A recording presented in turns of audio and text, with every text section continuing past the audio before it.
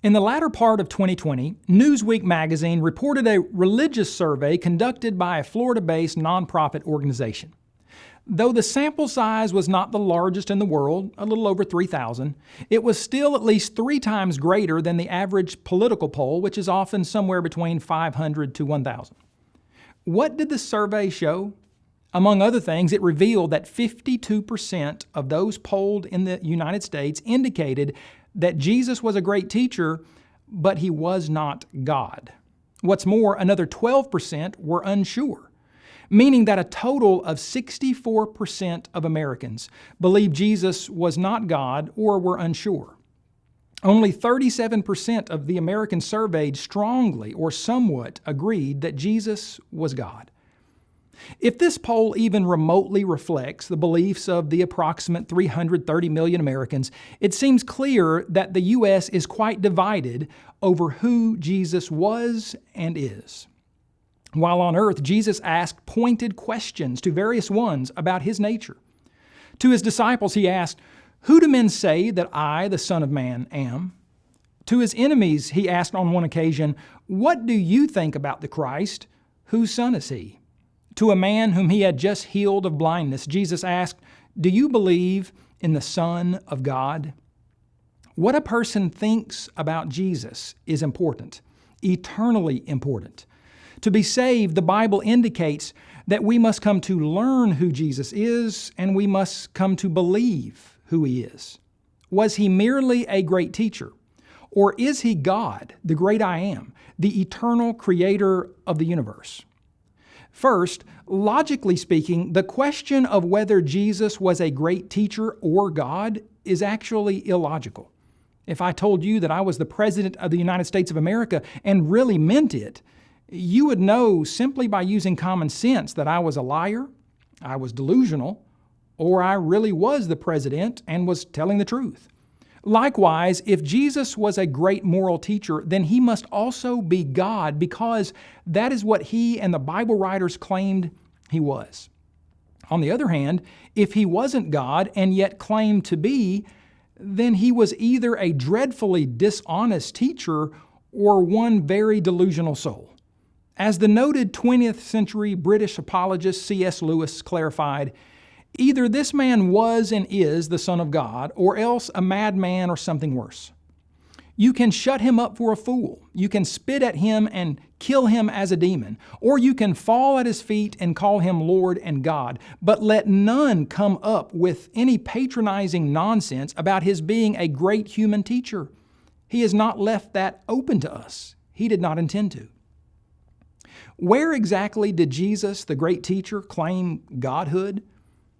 The fact that Jesus claimed to be the Messiah, the Christ, should be proof enough, though hardly the only proof. When the Samaritan woman at the well said to Jesus, "I know that Messiah is coming, who is called Christ. When he comes, he will tell us all things," Jesus said to her, "I, who speak to you, am he." What's more, just before Jesus' crucifixion, when the Jewish high priest asked him directly, "Are you the Christ, the Son of the Blessed?" Jesus said, "I am." What does claiming to be the Messiah have to do with Jesus being God?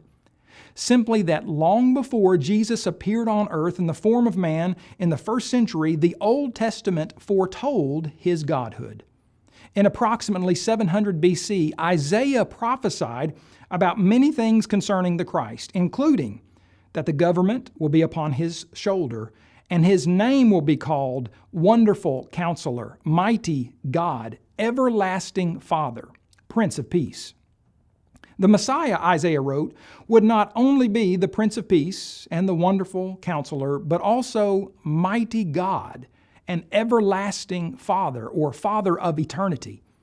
He has been forever, and he is Mighty God. Isaiah also prophesied of the virgin birth of the Messiah, and that his name would be Emmanuel, which means God with us. Why would Isaiah call the Messiah Mighty God, Everlasting Father, and Emmanuel if he wasn't God? Isaiah not only referred explicitly to Jesus as Mighty God in Isaiah 9, he also alluded to the Messiah's divine nature in a prophecy about John the Baptizer in chapter 40. The voice of the one that crieth, Prepare ye in the wilderness the way of Jehovah. Make level in the desert a highway for our God. According to the New Testament, this preparer or forerunner was John the Baptizer. He prepared the way for Jesus, as all four gospel accounts bear witness. Notice that Isaiah wrote that John would prepare the way of Jehovah, our God. Thus Isaiah claimed that the Messiah is God.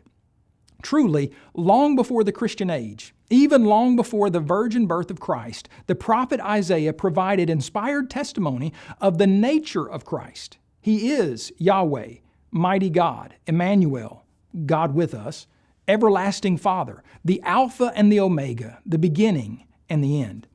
Indeed, as John wrote, In the beginning was the Word, and the Word was with God, and the Word was God. The same was in the beginning with God. All things were made by Him, and without Him was not anything made that was made. And the Word was made flesh, and dwelt among us, and we beheld His glory, the glory as of the only begotten of the Father, full of grace and truth. Christ Jesus, who being in the form of God, Paul wrote, did not consider it robbery to be equal with God, but made Himself of no reputation, taking the form of a bondservant and coming in the likeness of men. Yes, our holy God lovingly stepped out of the splendors of heaven, humbled Himself, and became a great teacher. But He was not merely a great teacher. He was and is, as the Scriptures repeatedly testify, God. If you would like further information on what the Bible teaches about the nature of Christ, be sure to check out some of our other videos on the subject and visit us at apoloeticspress.org.